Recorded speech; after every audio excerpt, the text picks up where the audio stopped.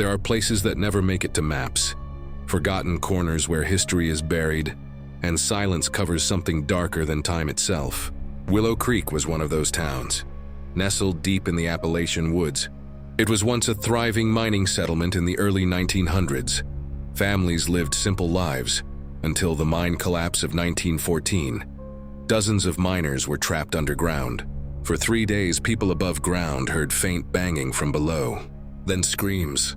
When rescuers finally reached the tunnels, every man inside was dead, their faces twisted in terror, their fingernails shredded as if they'd clawed at the walls.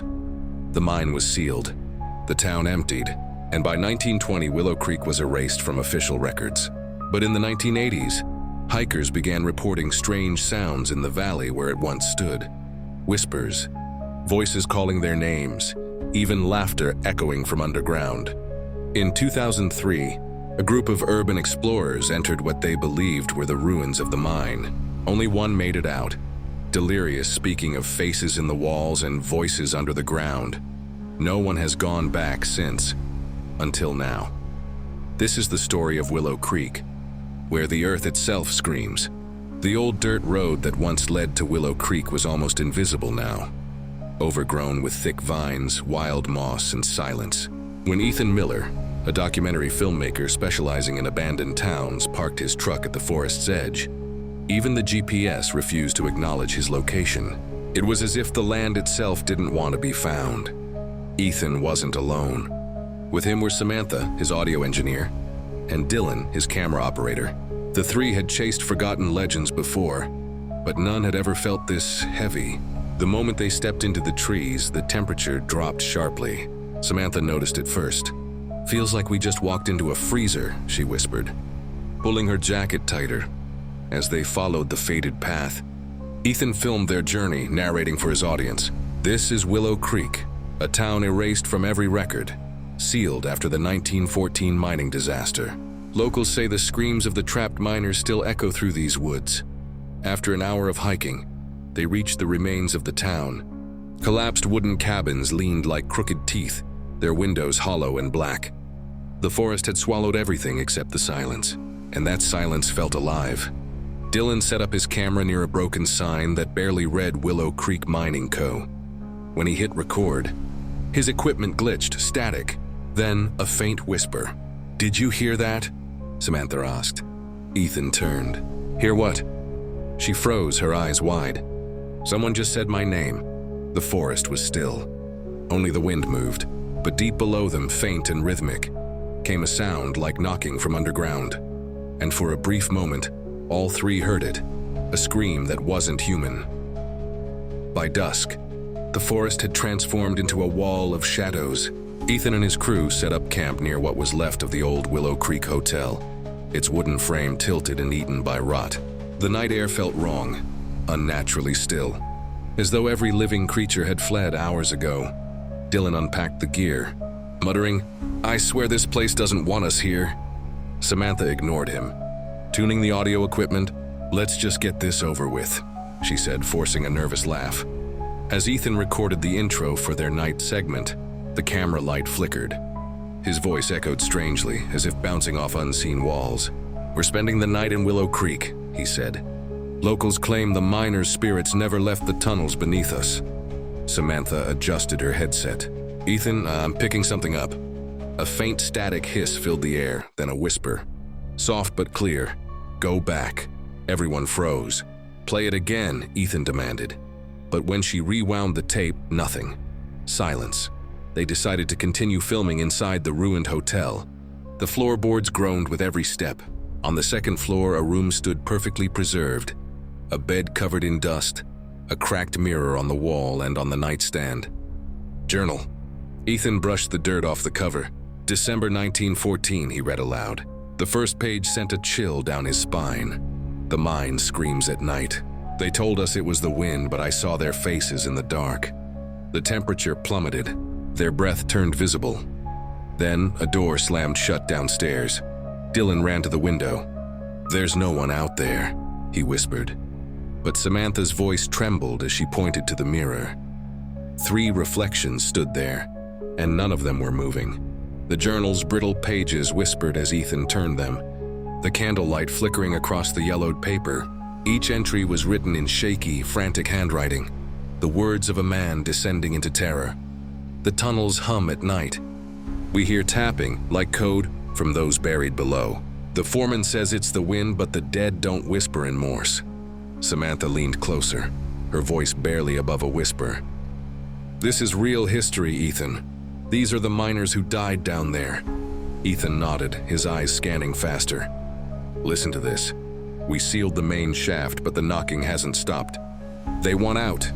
A shiver crawled up his spine. Outside, the wind began to howl through the broken hotel windows, and the walls creaked like something shifting within them. Dylan lifted his camera and panned around the room, filming every corner, until his lens caught a shadow move across the back wall. He froze. Ethan, did you move? Ethan shook his head. Samantha backed away from the mirror, her reflection flickering unnaturally for a split second. A dark, grinning figure standing just behind her. A sudden thud came from beneath the floorboards. Once, then twice, then a slow, deliberate series of knocks. Dylan whispered, "That's the same pattern from the journal." The floor trembled. Dust fell from the ceiling. Ethan grabbed the camera, whispering urgently, "Keep rolling." This is evidence, but then the candle went out. Total blackness. The knocking stopped, and in the silence a hoarse voice rasped from beneath them. "We never left," Samantha screamed. The audio spiked. The camera feed glitched into static. The hotel felt alive now, breathing, groaning, shifting with unseen energy. Ethan's flashlight flickered back on, revealing Samantha curled against the wall, trembling. Dylan's camera sputtered to life again, but the footage was distorted. Warped faces, shadow trails, movements that didn't belong to them. "We have to get out of this building," Ethan said firmly. The knocking beneath the floorboards had stopped, but the silence that followed was even worse. It wasn't peaceful, it was waiting. Outside, the fog had thickened, turning the forest into a suffocating maze of gray. Their breath hung in the air as they stumbled through the brush toward the entrance of the old Willow Creek mine, the one sealed shut after the 1914 collapse. The entrance was half buried by dirt and twisted beams. A rusted warning sign leaned nearby. "Danger, keep out. Mines sealed by order of the county." Samantha exhaled shakily. "We shouldn't be here." Ethan raised the camera. "This is where the story ends, Sam. We have to see it." They cleared away the debris until they exposed a narrow hole just wide enough to crawl through. The air that escaped smelled like rot and sulfur, ancient and wrong. Dylan adjusted the lens, his voice unsteady. "Do you hear that?" From deep inside the darkness came a faint rhythm. Metal against stone, tap, tap, tap. It was the same pattern from the journal. Suddenly the ground trembled. The air temperature plunged. Samantha's breath came out in rapid clouds as a cold wind blew from the hole. Then, just before the light died again, a voice drifted out of the shaft. Quiet, distant, and broken. "You shouldn't have come here." The mine door shuddered. Something was moving inside. The air inside the mine was thick, stale with age and the scent of iron and decay. Their flashlights barely pierced the darkness as Ethan, Samantha, and Dylan crawled through the narrow tunnel. Each movement echoed for miles, swallowed by the underground void. Samantha's voice trembled. "It feels like we're inside a grave," Ethan replied quietly.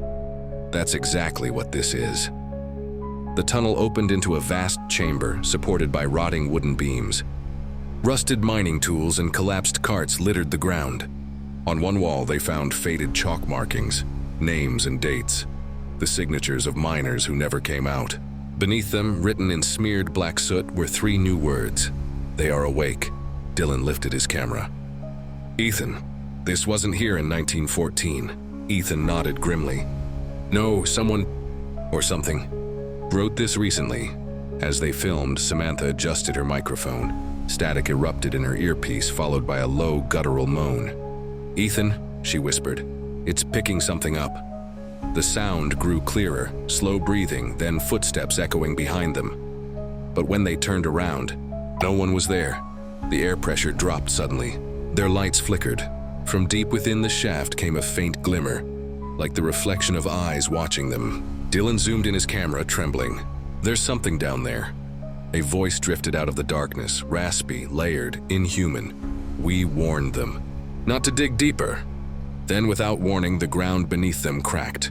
A burst of cold air surged upward, and a dozen faint shapes began to form in the darkness. Human figures, but distorted and translucent. Their faces twisted in agony. The miners had never left. The chamber trembled faintly, dust raining from above as the ghostly figures drifted closer. Their movements slow, almost human, yet wrong in every possible way. Ethan froze behind the camera, whispering, "Keep filming. Whatever happens, don't stop." Samantha could barely breathe. Her microphone picked up dozens of voices, layered, whispering over each other like a storm of lost souls. When she removed her headset, the whispers didn't stop. They were inside the room now. Dylan slowly panned the camera around, capturing the ghostly silhouettes. Each one wore tattered mining clothes, their faces frozen in masks of pain. Their mouths moved, forming words Ethan could barely understand. He took a step forward, whispering to himself, "They're trying to say something." A whisper rose above the others, a single voice. Clearer, echoing from the shadows, "He sealed us in. He buried us alive." Samantha's hands trembled. Who buried you?" she asked, her voice echoing off the walls. The lights flickered violently. Then, scrawled across the wall in wet black soot, appeared a single name, Foreman J. Holloway. Ethan stared at it, realization dawning. That's the man who ordered the mine closure in 1914. Before they could react, the tunnel behind them groaned. Wood snapped. The exit? Gone. They were sealed in, just like the miners. The whispers turned into cries. The air vibrated with anguish. The specters began circling them, faster and faster, until all light was consumed by motion. Ethan screamed over the chaos. "We didn't come to hurt you." For a heartbeat, everything stopped. Then a whisper brushed past his ear. "Then help us." And the floor beneath them gave way. They fell into darkness.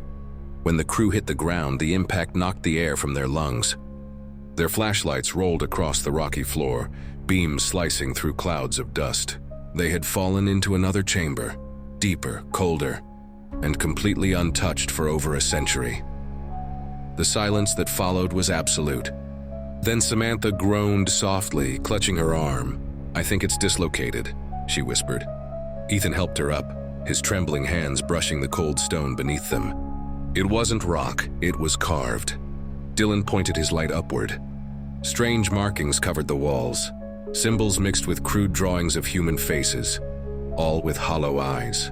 "This isn't part of the mine," he muttered. "This is something older." As they moved deeper, the air thickened, heavy with the scent of ash. Ethan's camera caught something unusual. A large wooden door embedded into the stone, sealed by iron chains. A rusted plaque above it read, "Property of J. Holloway, do not open." Samantha's voice shook. "This is insane. We're not opening that." But the camera's microphone caught it first, the faint sound of someone sobbing behind the door. Dylan swallowed hard. That's a woman." They stared at each other in horror. Then, slowly, one of the chains snapped on its own, metal screeching through the silence. Another fell. Ethan whispered, "This isn't us. It's them." The door creaked open just an inch and an icy wind burst through, extinguishing their lights. From the darkness beyond came a woman's voice, calm, sad and full of despair. "He promised to save us, but he buried me instead." The door swung open wider. A shadow stepped through. The air turned sharp as the wooden door swung open, groaning like it hadn't moved in 100 years. A blast of cold air rushed through the chamber, carrying with it a faint scent of smoke and decay. Ethan raised his flashlight, the beam trembling as it landed on something just beyond the threshold. A figure stood in the darkness, the shape of a woman, pale and thin, her dress tattered like burned cloth. Her eyes glowed faintly, reflecting the light with an unnatural shimmer. Samantha gasped, "Oh my God, she's real." The woman tilted her head slowly, her voice soft, echoing as if carried on the wind. "You shouldn't have opened the door." Ethan stepped forward, still filming. "Who are you?" She didn't answer right away. Instead, she lifted a trembling hand and pointed toward the ceiling of the cavern. Carved into the stone above them were more words, written in chalk that looked freshly drawn. The fire was never an accident. Samantha looked at Ethan in confusion. "What fire?" But before he could respond, the woman began to weep, the sound raw and human. "He sealed us in," she whispered. "We begged for air. He heard us." He smiled. The temperature dropped again, their breath freezing mid-air. Dylan's camera flickered violently, capturing for a split second dozens of faces behind the woman, all screaming silently, reaching toward the lens. Then she turned back to them, her voice deepening, layered with many others. "Now you know, and now you stay." The flashlight shattered in Ethan's hand as every door in the cavern slammed shut at once. The darkness roared. The ground quaked violently, sending pebbles and dust cascading from the ceiling. Ethan steadied the camera as a low rumble echoed through the tunnels. Not thunder, but something alive. The woman's figure flickered, her eyes burning like coals before vanishing into the darkness. Then the floor began to glow faintly red. Heat radiated upward from the cracks in the stone. Samantha stumbled back, screaming, "It's burning from underneath!" Ethan turned toward Dylan. "Keep filming, how we need proof." But the camera lens fogged instantly, its surface warping from the heat. Dylan wiped it clean, and in that moment the lens captured something horrific. Dozens of ghostly miners crawling through the cracks in the floor, their faces molten, their mouths open in endless screams. The chamber filled with the stench of burning flesh. Though nothing was truly there, Samantha fell to her knees, sobbing. They died in fire, buried alive. Ethan remembered the woman's words. The fire was never an accident. He whispered, "Holloway killed them." He set the fire to seal the mine. As if responding, the carvings on the walls began to glow. Flames erupted from the cracks, illuminating the chamber in a hellish red. The ghostly miners reached upward, their arms stretching unnaturally long, clawing at the air. Then came the whisper, hundreds of voices in unison. "Join us." The heat surged, unbearable. Dylan screamed as his camera sparked violently and went dark. Ethan grabbed Samantha, dragging her toward the narrow passage that led upward. The tunnel behind them collapsed in fire and screams. As they climbed, Samantha looked back once. Through the flames, she saw the woman again, smiling sadly. "He burned us to hide the truth, and the inferno swallowed her whole." The night air hit Ethan and Samantha like a blessing as they emerged from the mine's mouth, coughing and covered in soot. Behind them, the tunnel glowed faintly, the fire still raging below, but now strangely contained, as if the mine itself refused to let the flames die. They collapsed near the truck, gasping for breath. Dylan was nowhere to be seen. Only his camera remained, lying in the dirt, its red light still blinking. Ethan picked it up with trembling hands. On the screen was a single new recording, footage they hadn't taken. The timestamp read only 03:33 a.m. The video showed Dylan standing deep inside the chamber, surrounded by ghostly miners. He looked straight into the camera and whispered, "He's still here. Holloway never left." Then a hand, burned and skeletal, gripped his shoulder, and the screen went black. Samantha screamed and dropped the camera, the plastic cracking against the rocks. From the woods, a faint sound echoed, the slow creak of a lantern swinging. Ethan turned his flashlight toward the trees. A man in an old soot-covered mining uniform stood there, face hidden in shadow, holding a flickering lantern. "Who's there?" Ethan shouted. The figure lifted his head. His eyes were hollow sockets glowing orange. "You dug too deep," he rasped. Before Ethan could move, the figure vanished, leaving only the faint smell of smoke and the distant echo of screams from beneath the earth. They left Willow Creek that night and never returned. Weeks later, authorities reported a small sinkhole where the mine once stood, and a faint red glow from deep below, visible only at 3:33 a.m. Some say the fire never stopped. Others say Holloway still guards his secret.